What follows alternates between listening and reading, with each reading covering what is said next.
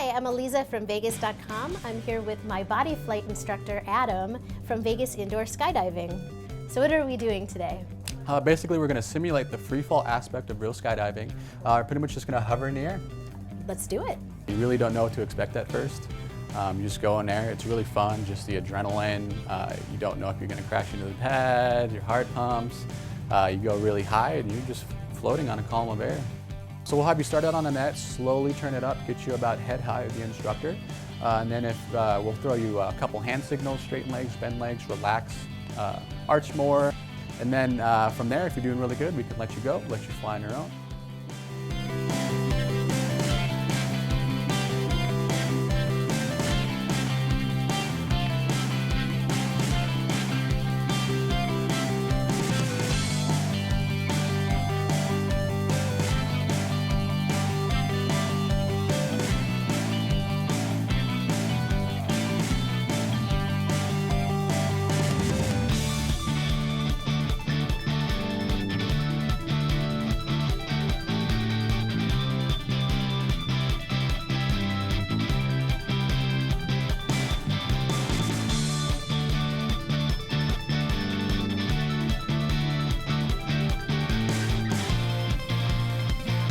So I definitely thought it would be a lot easier, that I would just kind of jump in there, I would float, I would be doing flips and you know, like wowing the crowd, but it's pretty intense. I mean. Yes, it's quite a workout.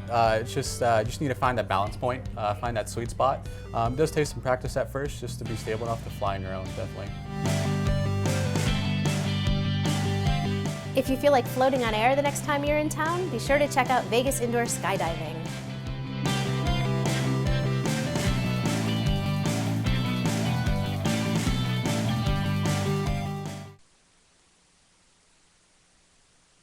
You're listening to All Talk Radio, Las Vegas, Nevada. Views and opinions expressed on the following program are those of the host and guests, and not necessarily those of the staff or management of alltalkradio.net.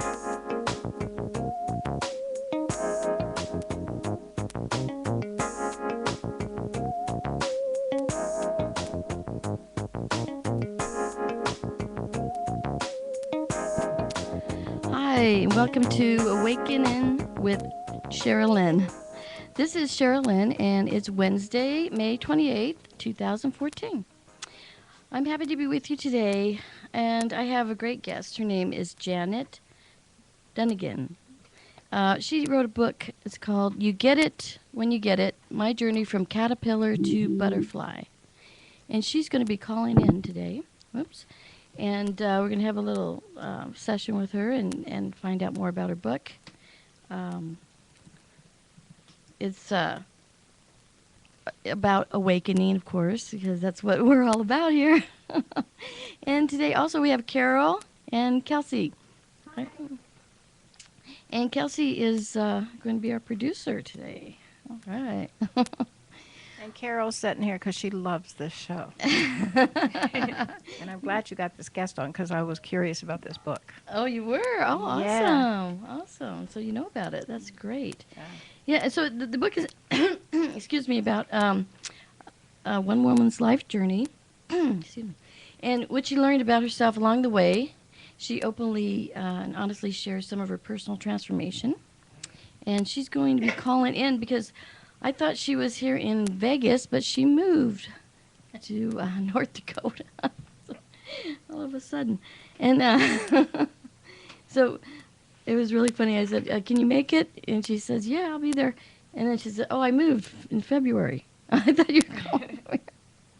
So we are going to be talking to her live via Skype. And people can call in and ask questions. And Carol is a fan of the book. Yes, yes. And we'll be seeing what she has to say about that. She'll be calling in soon. Okay, so what's the title of the book? It's called You Get It When You Get It, My Journey from Caterpillar to Butterfly. Oh, okay. Yeah, and she has a website also. I had on here. Hold on a minute. Oh, sorry. Anyway, she'll be telling us about that. Oh, I lost my notes. It's called The Great the world of, oh my gosh, I lost it. Anyway, also we'll be talking about essential oils, and I brought Kelsey a little gift here. Ooh, thank you. And this is just one of the little diffusers that you just rub the oil on, and I have one, and it has a really great smell to it. And there's a little booklet in the back that will explain how to, help change your thoughts. And when you have a negative thought, bring it back to a more positive vibration. My grandson is OCD.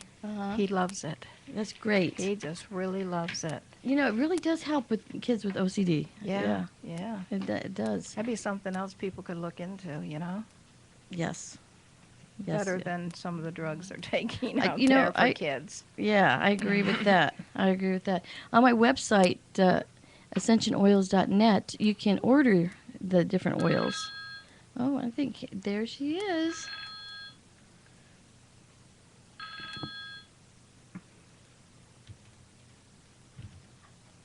Hi, Janet. Hi, Sherilyn. Hey, you made it. Oh, I did. awesome. So glad we finally got to talk to you. Because it's been it's been a hectic morning, I'll tell you, for me anyway. And I really appreciate. Go ahead. No, I was going to say a lot of mornings are kind of hectic, but Yeah, they are. But you made it work. somehow it works. You're right. Through the spirit, I was led to give you a call, and then I find out you moved, and that was kind of funny. Because I thought you were going to, come to the studio, but so we have you via Skype, and I'm really glad that we have you. So. Yeah, well, I can video Skype. I just can't call Skype. So. Oh, okay. I see. Ah, okay. Yeah, you have to pay separately for phone Skyping rather than video Skyping. Oh, you do? We'll just do it this way. Oh, okay. All right. Well, great. Well, Yeah. I have Kelsey and Carol here, and Hi. Hi. Hello. Carol has knows a little bit about your book, and she was really excited that you were coming on today. So Yeah. Oh, good. Yes, I heard about your book, and I was interested in it. And when Sherilyn said she would have you on, I was like, oh, yeah, I stayed for a good show. absolutely. Cool. So cool. So Well, my intention for writing was to really touch something in somebody's heart that moves them to do something different in their life. It really is not about me; it's about everybody else. So, absolutely. It's lovely that you came in contact with it. However you did, I love that. Yeah. Is it? Well, the Spirit, it moves through us, or the Holy Spirit, or the universe, whatever you want to call it. I just believe that we're always connected, and we know, truth will open you up and lead you to the right direction. So. Absolutely. So you want to tell us a little bit about your book? Sure. My motivation for writing really started back in 2008. Mm-hmm. My world, along with just about everybody else's world, kind of changed dramatically in 2008, if you all recall. Yes. With the downturn in the economy, and I lost my job, and there weren't a whole lot of jobs out there. People were really downsizing; they weren't rehiring people, and so it really caused me to kind of reevaluate a lot of things. And my husband and I decided to go into business together. Great. Which had really never been on my radar, to be a business owner, nor to be in business with my husband. Yeah. Nor to work from a home office, nor to keep the book. So it was sort of like That's a lot of doing change. all kinds of things that were really, really stretching me in all kinds of ways that, of course, my ego said, you don't need to be stretched, you don't like this, you resist this, you do whatever it is to fight against sometimes what's happening in your world, until you kind of look back at it retrospectively and realize that everything is the way it's supposed to. Right. So I was learning some amazing lessons, just some amazing lessons. And, you know, at the time I was in my late 50s. I'd lived some life. I'd had some amazing adventures leading up to 2008, some life-changing experiences. And sort of like, I was thinking, I really kind of had it all figured out. Yeah. And until I realized I really didn't have it all figured out. Yes, that's when they throw a little wrench in there for you. When you think you got it all figured out. Exactly. It's just like, who do you think's in charge here, girlfriend? You know. Yes. So you know, I was really having to redefine a lot about my life and myself, and like I said before, I was learning some amazing things, and it's really all about what you do with what you're dealt. Mm-hmm. We can't control what we're dealt, but That's we true. can certainly control how we deal with what we're dealt. Mm-hmm. Yes. Yes. And so I was learning all kinds of amazing things, and I thought, you know, I'm not the only one that's gone through some crazy turmoil, major change in their life, and I thought I was just really called, I guess, to share it. And the best way I knew how to do that was to write my story, Absolutely. to write my, you know, some of my experiences and some of the things I learned about myself coming through those experiences. And I truly believe that everything in life happens for us and not to us. Yes. And I like that. that's a big one. That is. Just changing that word really changes the shift and the accountability Mm-hmm. dramatically. So if you think about things that happen for you, and all these things that were happening back in '08 and '09 were really happening for me. Of course, at the time I didn't always realize that. But writing the book really helped me learn a whole lot more about me. Yes. And in learning a whole lot more about me, that's the reason I wrote the book, I think, was my first book, and I had to write a first book to write the right book. So my first book was really written so I could write the right book. Oh, so this is wasn't your first book? Or it is? It was the first book I published. Okay. But the first book that I wrote, I presented it to my editor with just assured that I was going to be presenting her with this book, and she was going to read through it and say, it's perfect, let's publish it. Oh, sure. Jen, you keep... It really happens that way in real life, you know? Yeah.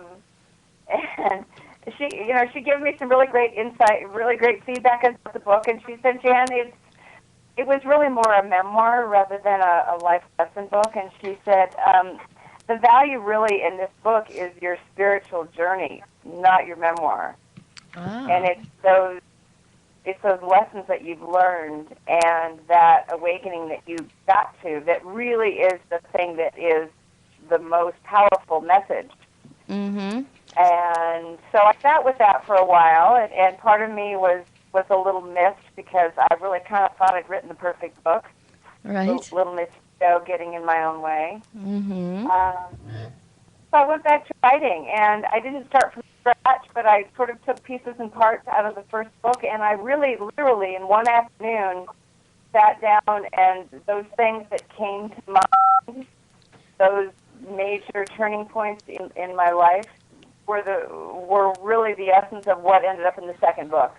Okay. And really, the purpose of the book is to really share some experiences, share some reflections. But the bigger part of the book, I think, is that each chapter concludes with questions for the reader, Oh, so yeah. that the reader That's can good. take themselves through their own journey of what comes up for you when you just read about this experience. This experience was mine, but it's all of ours.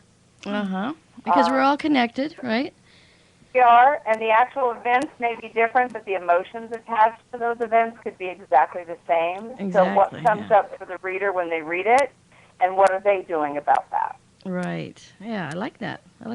Hey, Jenny, sometimes we keep getting a beep, like you're hitting the button, maybe accidentally, on your phone. What? We keep getting a beep like you're hitting the button on your phone. Are you? Oh, no, I'm not. You're Let not? me, I don't know why we keep getting a let me beep. try this. Is that better? Yeah, that sounds a little better. Okay. Okay, let's try that. Okay. So somehow Okay. you got an unexpected gift during this course of writing your book, huh? Absolutely. Oh, that's awesome. It was truly a gift, and it's the best re-gift you can give, I think. And I've had several people have said, I said if nothing else, I want you to pass this on to someone that you think will be moved by it, that you think needs some support. We all need some support, but that you really feel will be touched in a way that they may be ready to do their own digging into their own story. Mm-hmm. Because we really kind of have to get into our own stuff and let go of our stuff. But how do you know what to let go of until you know what it is? Right. And so once you discover what it is, you bid it bye-bye and you let it go, and you don't let that continue to inform you or be you or get in your own way. It's like you recognize it and you let it go, and that's where the growth comes. Yes. Whether it's forgiving or whether it's just, acknowledging or whatever that lesson is, it's really about not holding on to the old stuff. Yeah. Yeah, you got to let that because go. it's all old stuff. Yeah, it's like carrying it around a dead mule, right? That's what I heard. Exactly. Always. Exactly. Going back to that old stuff that, years ago, you have emotions attached to it. You got to just let those go. And we keep replaying those old tapes expecting different results. Yeah. And it doesn't serve us or anyone else if we aren't making a difference in the world. And how are we making a difference in the world if we keep going back and replaying old tapes?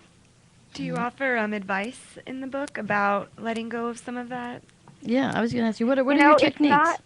It's not really advice so much because it's really not about any of us having anybody else's answers. Mm-hmm. We really all have our own. Mm-hmm. We don't always get that until we get it. Mm-hmm. I see, yeah. And it would be lovely if someone would just kind of come along and say, well, this is how I did it. Maybe you should do it this way, too. Right. Because there is no real answer there.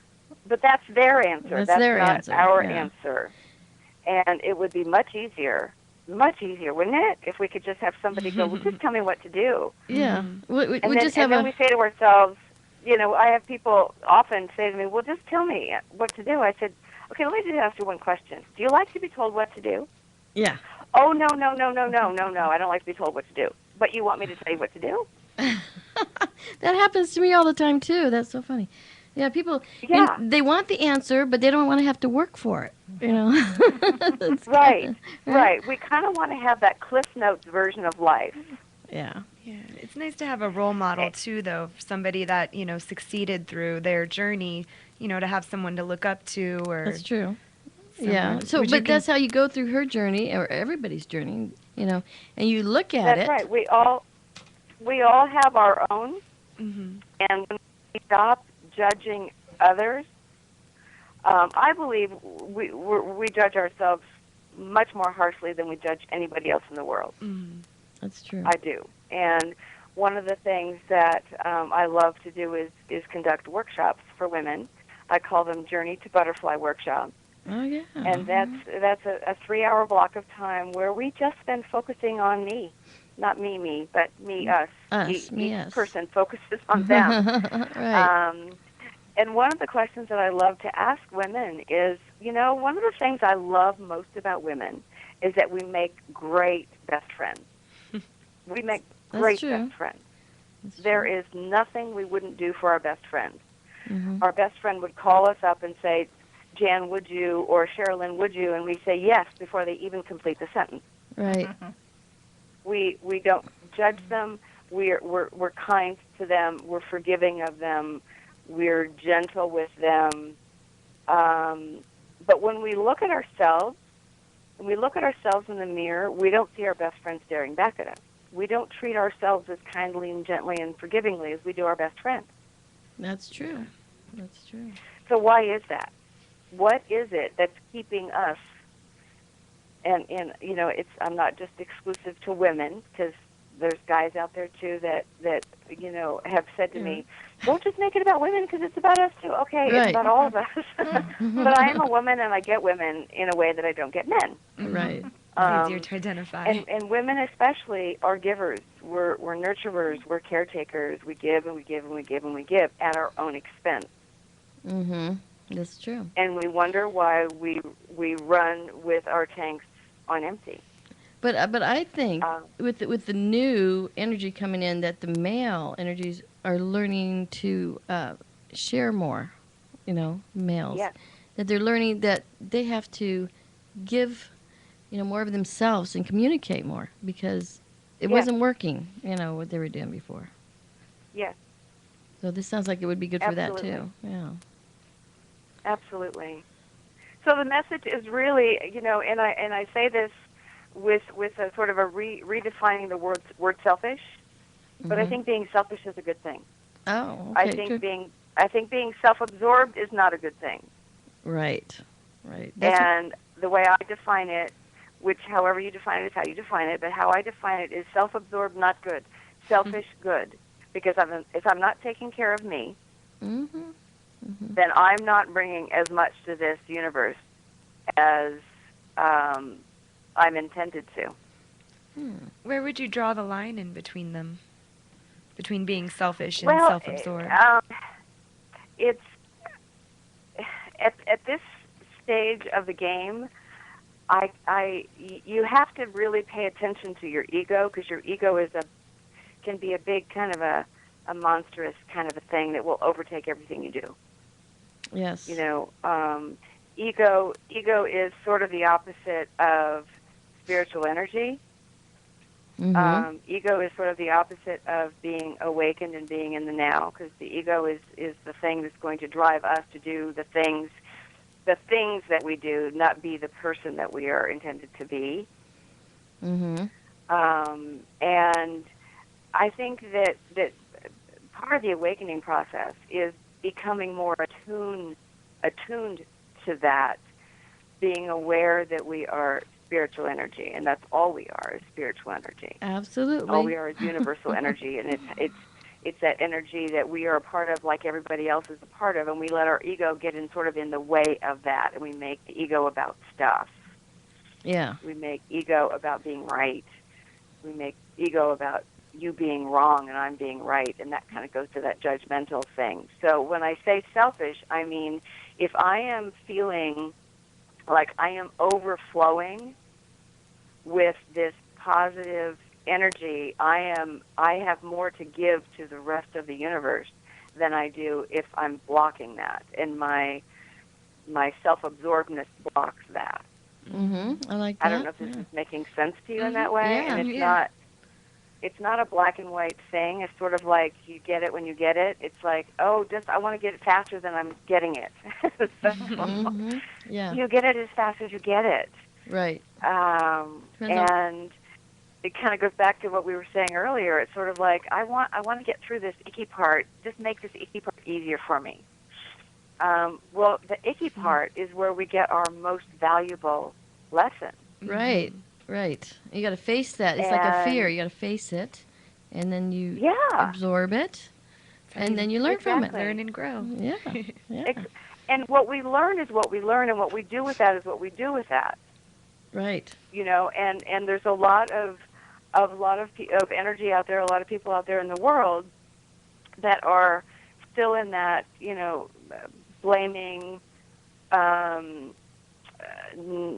lack of responsibility kind of world, where it's not my fault that this thing went wrong, it's everybody else's fault. Yes. Or it didn't go according to my plan, so that's why I failed, or whatever. I mean, it's all about excuses. It's like you deal with what you're dealt with.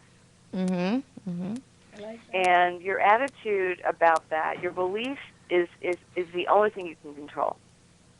Your belief is the only thing you can control. You can't control circumstance. You can't control other people, what they say, what they do, what they think, what they feel. Correct. And a lot of women especially spend a lot of their energy trying to control other people. Now, they don't describe it that way, Yeah. The men will describe it that way. Well, other women will describe that. You're not telling me what to do again, are you, girlfriend? You know. Yeah. Yeah, that's true. But it too. really is that simple. There's only a little bit we can control, and that little bit is our belief in whether we believe we can do something or not. We're right. Well, So if I think I can, Mhm. I'm right. If I think I can't, I'm right. Yeah. Either way, I'm right. Right. Correct. Yeah, it's Yes. funny because I just said that saying to the owner of the station before we went on the air. I read it somewhere. Oh, who said that? I think Ford. Or Harry Ford. Henry Henry Ford. yeah. Yeah, that's a good one. Yeah. Yeah. So, but I think anyone Yeah. with a sincere heart can aspire, to this lofty pinnacle of expression.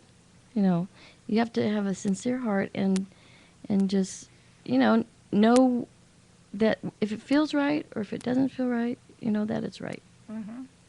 You just have to have it. Right. And I think we have, some of us have a lot stronger intuition than others, but I think women especially are born with an innate knowing. Mm-hmm. Mm-hmm. We call it that gut Yeah. feeling. Yes.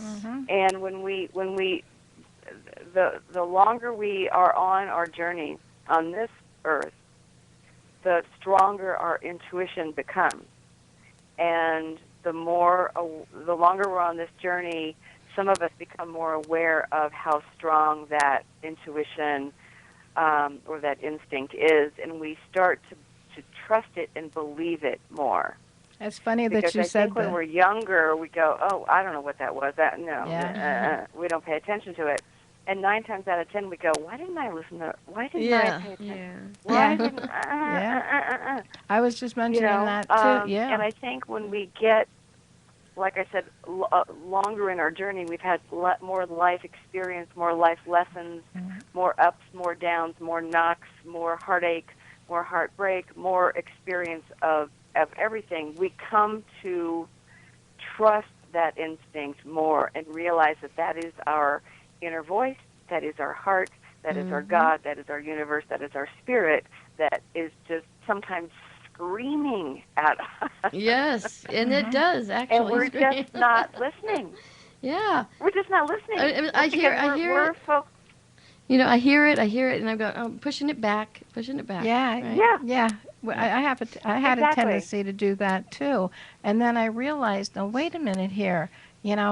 I've been through this. I've done this. I know it. I can. You'd always hear about older people who would always say, well, I have a lot of experience and you don't. When they're talking to someone younger, Yeah. you need to pay attention to me. Right. But you don't think of it, and sometimes some people think you come across as being mean, but it's not that. It's just you're trying to give them an insight as to what you went through, Yeah. what you've done, and to allow yourself to express that. Right, but they have to experience it themselves. Yes, It's like you can't tell them. Like Yep. what she was saying earlier, how we all have different experiences, but we essentially feel the same emotions. Right, We all share the same emotions from whatever experiences we have. right, because Right. we're all one, of course. Right.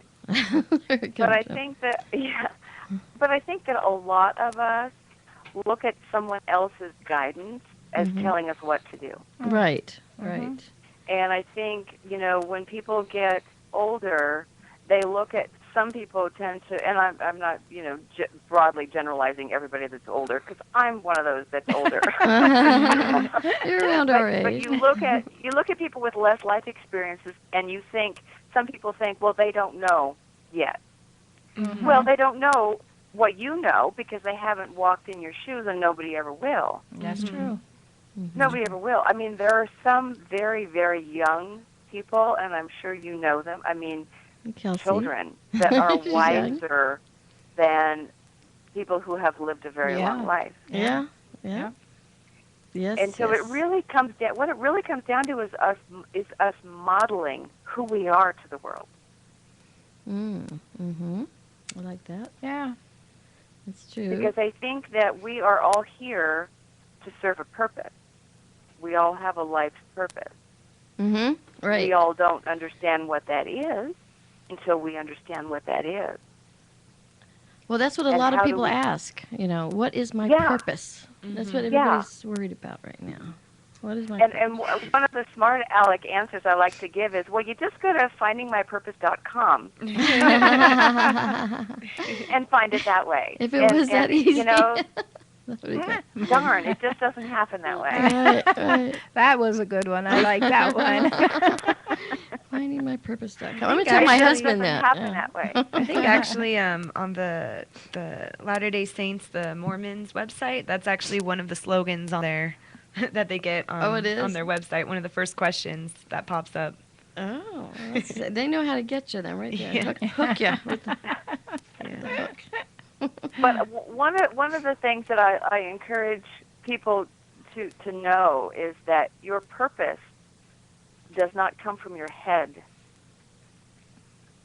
No, it comes from your Purpose intuition. comes from your heart. Your heart. It doesn't come from other people. True. Your purpose comes from your heart center. Your purpose is the reason that you are here. You can't think it out. You have to feel it out. How do I feel it out? Right. You stay in touch with, or you pay attention to those things that fuel you. Mm-hmm. Yeah, Those feel things right. That feel right, exactly. That you just kind of know without knowing why. It's like, oh, I love it when I do this because I love the way people respond when I do this, or I love the way people feel when I do this, or when I spend my time doing this, it's like the energy in the room changes. Right. Yes. And then that's why they say get the job that you love, because it won't be like working. Yeah. And then Right. you'll find your purpose. Right. It changes. I mean, it's sort of work is a 4-letter word. Mm-hmm. It's like, well, why is work a 4-letter word? Yeah. Because a lot of people feel like work is something they have to do, not get to do. Yeah. And Yeah. there's a big difference between a have to and a get to. Exactly. Big difference. Big difference. One of the jobs that I had in my prior life when I was working at the university was I did a lot of career coaching. And, a lot of times students find themselves in jobs that they're good at, but they hate. Mm-hmm. Why do you stay? Because I'm good at it. Yeah. What do you love about it? What do I love about it? Are you kidding? I hate it. See, I wouldn't stay. I would not. Well, a lot of people stay for a lot of different reasons. That's true. That's true. You never know. Like For you a said. lot of different reasons. Yeah. They have to feed their and- family. They're afraid to Money. leave. Money. Yeah. Well, the money's too good to leave. Okay, Yeah. well then you stay because the money is good. Okay, well then just get over yourself being miserable in your job. You're staying Money because you equals love the money. happiness, right? Yeah. Yeah. Right. Get over yourself.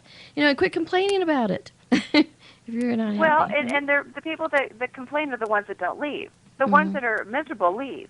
Yeah. They don't talk about it. They just leave. They just leave. Right. And what's up with that? They just know how to make a decision quicker. What is it? Follow their intuition. Yeah. They follow their intuition. That's true. That could be it. Well, good people that know, people that are confident, just make decisions. They don't wait for consensus. They don't wait for approval. They don't wait till everybody else does it. They just do it. Mhm. Those are the take charge, courageous people in this world Right. that a lot of us want to be like. And you can get there too, though. You could start not there. Like you said, it's not being Of course. selfish, but they're looking out for themselves. Right. Right. Right. Yeah. It's sort of like change the word selfish to something that fits you better. Yeah. What would be? Because a lot of people are turned off by that selfish word. Yeah. Mm-hmm. No. I've always been told from the time I was a little kid, being selfish is bad. Right. No. You got to share. You got to, put yourself last in line. Let your little sisters go first. Yada yada yada. Right.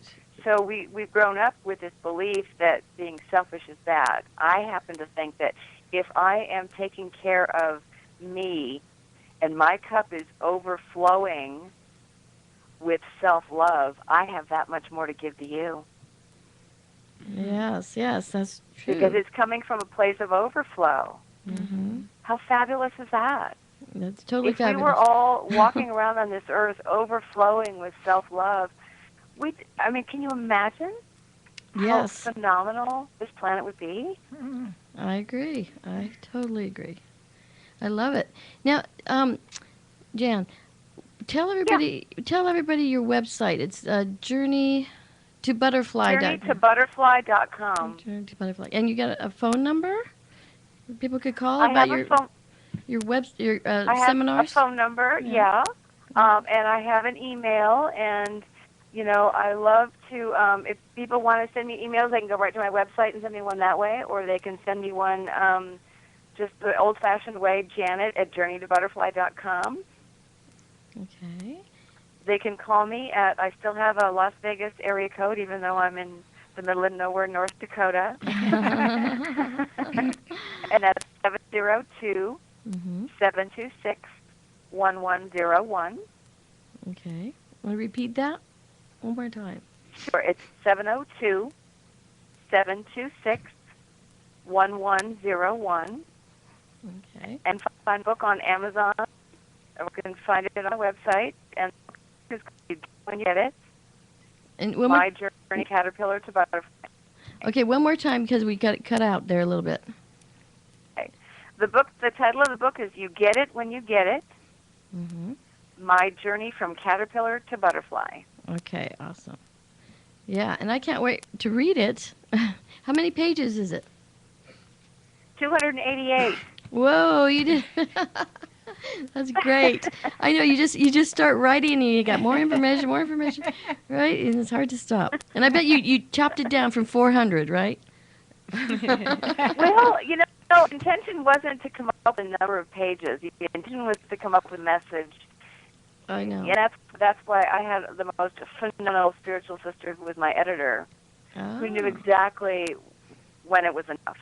That's great. Yeah, you have to have a good editor. You do, for sure. Well, she and I met a few years ago at a networking event, and we ended up going to guided meditations together. And she, approached me early on, and she says, "I don't know how, I don't know why, but we're going to be working together someday."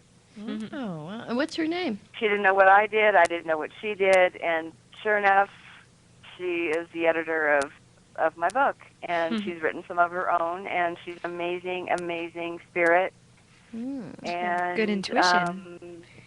Yeah, definitely. She really guided it to be what it needed to be. And my big thing on my book, and my point of difference, I think, there's a zillion personal growth books out there. We all have a great message. Not one is better than the other because that's judging. Everybody brings an element of something different to the table. I think that's lovely. I don't think competition is a bad thing. I think competition is a really, really good thing because that's how we all learn and grow. Right, and we all have different experiences, and you never know which one will relate to. You'll relate to, right?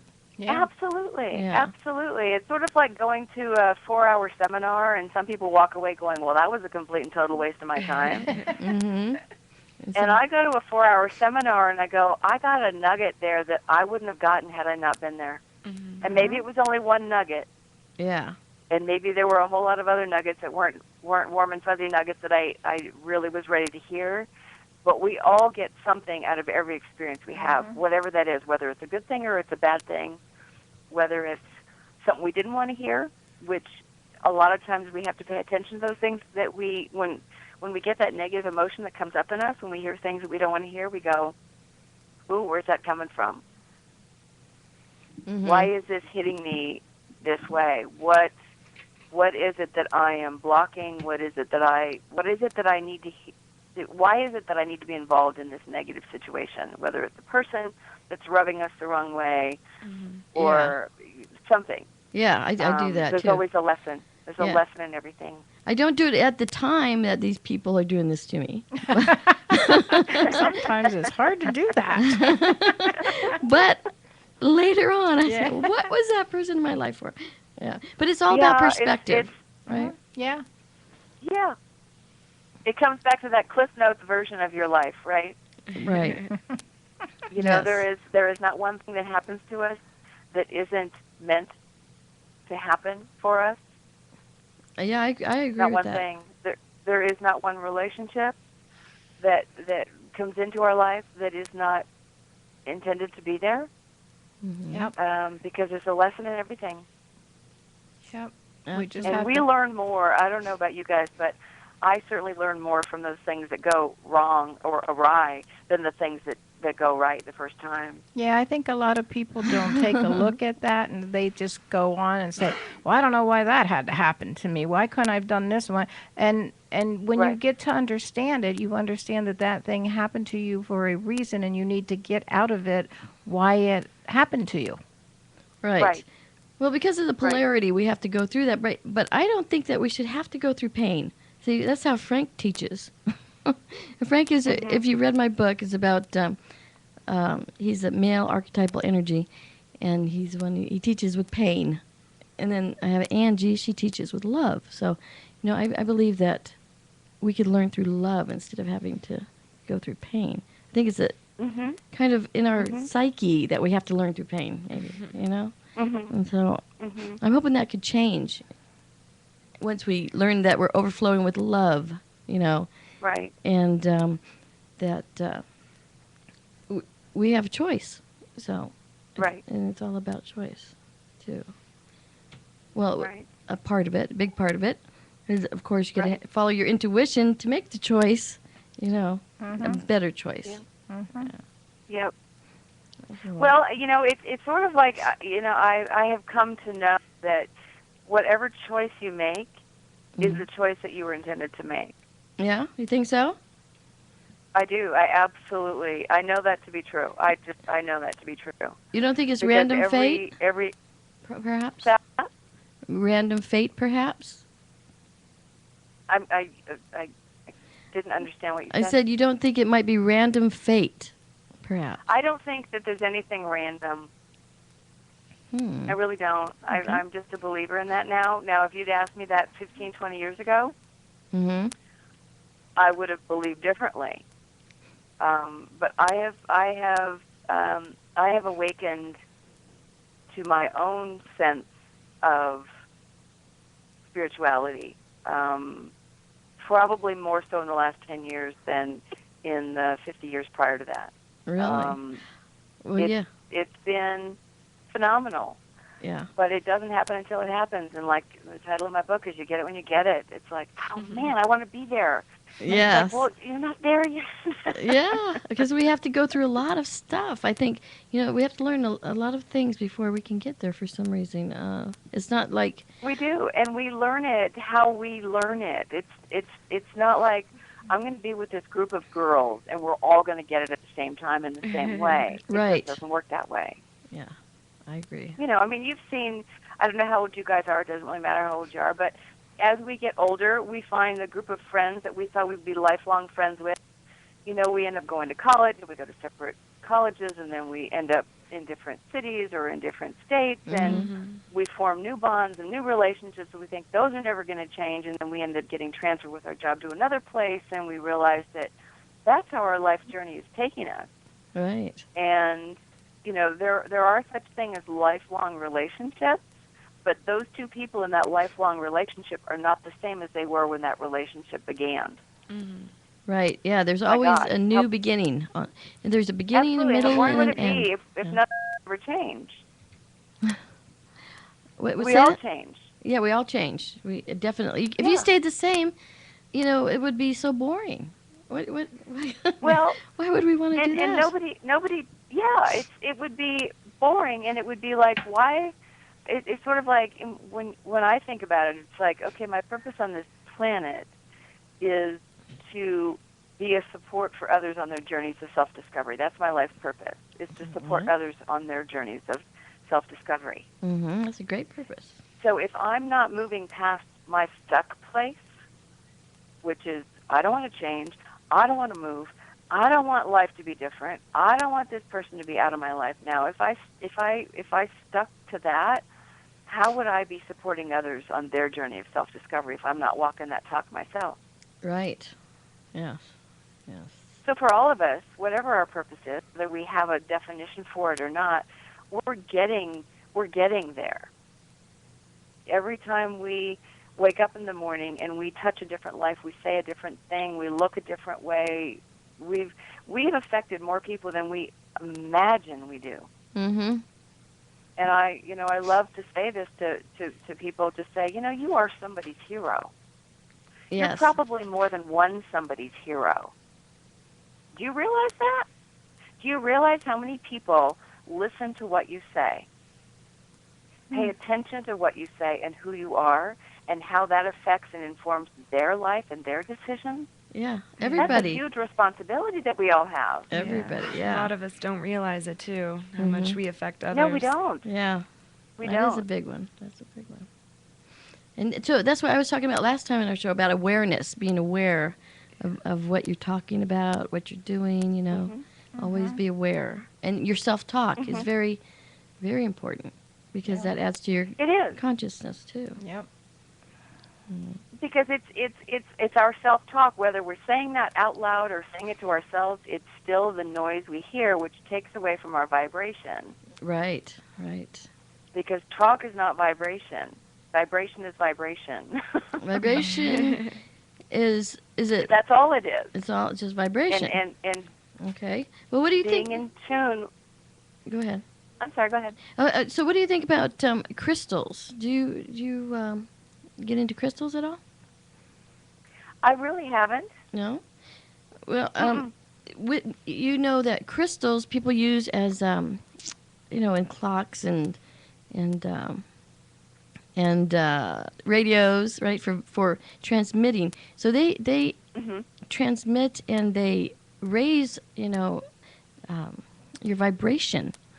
And so what I did is I made these crystal oils where I add the crystals to the oil, and it resonates with the vibration and makes it, higher, like a frequency. And so I just didn't know if you got into that a little bit. But you could check that out on my website, ascensionoils.net, anybody who wants to look at that. I will. And I will do that. And I just wanted to, I don't want to cut you short here. Did you have anything else to say in closing, Jen? Oh, gosh, I've got a lot to say in closing. But we got 5 minutes left. The biggest message, if there's a message out there that I would love to share, is that just be kinder, gentler, and more forgiving of yourself. Yes, that's a bit. Because if we're kinder and gentler and more forgiving of ourselves, that means we're less judgmental of ourselves. And when we're less judgmental of ourselves, we don't judge others either. Say that one more time. I'm sorry, you cut out again. Oh gosh. I know. I don't know. It's really about not judging ourselves. Okay. Yes. It's being of ourselves, being kinder and gentler of our. Kinder and gentler of ourselves. Kinder and gentler to us. To ourselves. Why did I say that thing? Why did I wear this ugly thing? How come I put on 5 pounds? Why can't I lose 5 pounds? Yes, yes. Again, oh self-talk. My God, the list Again, goes self-talk. on and on and on. Yes. We're judging ourselves. We're saying that the way we are right this very second isn't enough. Well, it is enough. It's more than enough. Plus, the way that we feel about ourselves, we transmit that usually on others. Yes, yes. Absolutely. Yeah. Absolutely. And so it really comes down to judging. It's like if you limit the amount of judging you do for yourself, you will limit the amount of judging you do for other people, about other people. And trust in that intuition, Absolutely. Pay attention to it. When it comes up, pay attention to it. Yes. It's a practice. Practice that. Yeah, that should be number one practice every day. There you go. A little bit every There day, you go. and then you got it. That's how I learned it. Yeah, because I of course, put it behind me, and I said, "Oh, that's nothing," until it kicked me in the butt a couple times, and and then I said, "Oh, I got to pay attention to that," and so then I have. And sometimes, some of us are a little bit more than a little stubborn, and we gotta get knocked on the head like really, really fun to get it. Yeah, we're a little rebellious. Rebellious spirit. We don't. Yeah, we. That's what's really fun. Say that one more time. What? I said we think that life is our plan. Life is not our plan. Right. Yeah. Not. Absolutely. That's not to say don't have aspirations want And goals. Yeah. right now, but you've got to live right now. You live in the now. Absolutely. Well, it's, and I'm a huge Eckhart Tolle. Oh yeah, fan, Eckhart Tolle is and awesome. Hmm. He's absolutely on. He says, it's all right. You don't have to pay bills, just pay bills. And either you pay it or you don't pay it. Okay. But worrying never changes the outcome. Worrying never changes the outcome. Ever, ever. Your phone is crack. We didn't even get like half of that. What you said, because your phone is like skipping. Oh, I'm sorry. sorry. But I'm going to have to say goodbye for now, Jan, and I thank you so much for coming on. And Carol? Yes, it was nice hearing. I was so glad I was here for the show, and I learned a lot from what you just said, and I think I'm going to try to get out there and get that book of yours. Absolutely. Me too. Okay. Definitely And going to Kelsey? check the book out. All right. I'm excited. Super. All right. Super. So, Well, you guys have a great day. Thank you you too. so much You for too. including me in your call. all right. Thank you. Bye-bye now. Bye-bye. All right. I want to thank everybody for coming on. Thank you.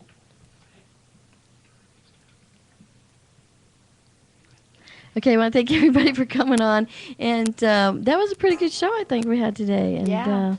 we'll have somebody really cool next week. Yeah, good. Take care. Bye.